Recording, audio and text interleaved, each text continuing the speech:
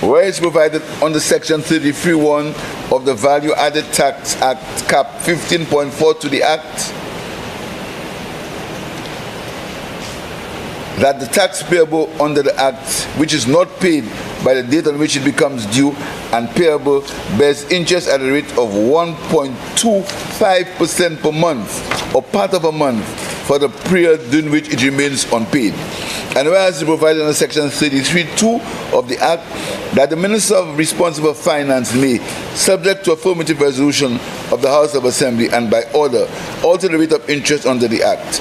And whereas the Minister of Finance seeks approval of the draft value added tax alteration of rate of interest order by an affirmative resolution of the House of Assembly to alter from the 2nd day of May 2024 to the 1st day of May 2026 the rate of interest from 1.25% to 0% on tax payable, which is not paid by the date which it becomes due and payable for the period during which it remains unpaid for the tax periods before and ending on the 41st day of December 2023.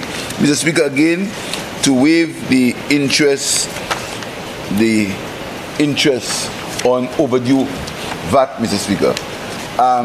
From the first day from May 2024 to May 2026, which is the time that the amnesty ends in May 2026. Mr. Speaker, just for the benefit of members of the House, Mr. Speaker, I thought it would be important for me to just inform members, Mr. Speaker, that St. Lucia's overall rate of taxation is is one of the lowest in the OECD, Mr. Speaker.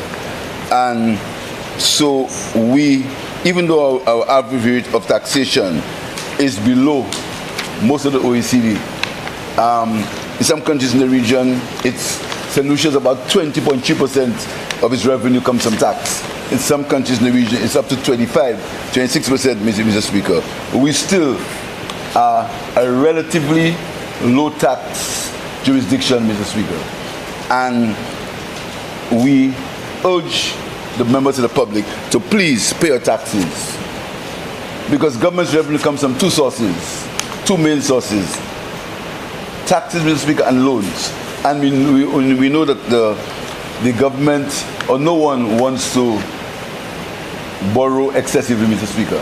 But we urge the members of the public private sector to pay your taxes, because St. Lucian taxes are on average lower than countries in the OECD, Mr. Speaker. So this again is a more incentive so that we can at least pay the VAT that you've taken away from the public. You've collected it in trust, Mr. Speaker, so we urge you to pay it back. And we further assisted you by waiving the interest, Mr. Speaker, that you should have paid if you did not remit the VAT. I urge members to support, Mr. Speaker. Thank you.